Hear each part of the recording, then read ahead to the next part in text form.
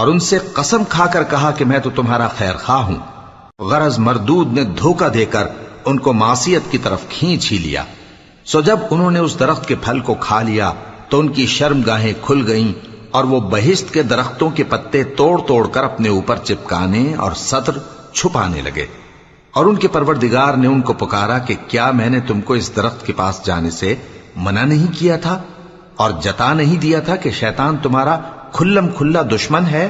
دونوں عرض کرنے لگے کہ پروردگار، ہم نے اپنی جانوں پر ظلم کیا، اور اگر تو ہمیں نہیں بخشے گا اور ہم پر رحم نہیں کرے گا تو ہم تباہ ہو جائیں گے۔ فرمایا تم سب بہشت سے اتر جاؤ، اب سے تم ایک دوسرے کے دشمن ہو، اور تمہارے لیے ایک وقت خاص تک زمین میں ٹھکانا اور زندگی کا سامان کر دیا گیا ہے۔ فرمایا کہ اسی میں تمہارا جینا ہوگا اور اسی میں مرنا، اور اسی میں سے قیامت کو زندہ کر کے نکالے جاؤ گے۔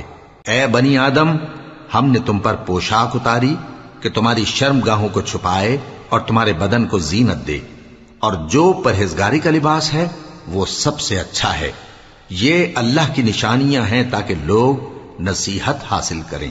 اے بنی آدم، دیکھنا کہیں شیطان تمہیں بہکا نہ دے، جس طرح تمہارے ماں باپ کو بہکا کر بہشت سے نکلوا دیا اور ان سے ان کے کپڑے اتروا دیے تاکہ ان کے سطر ان کو کھول کر دکھا دے۔ وہ اور اس کے بھائی بند تم کو ایسی جگہ سے دیکھتے رہتی ہیں جہاں سے تم ان کو نہیں دیکھ سکتے۔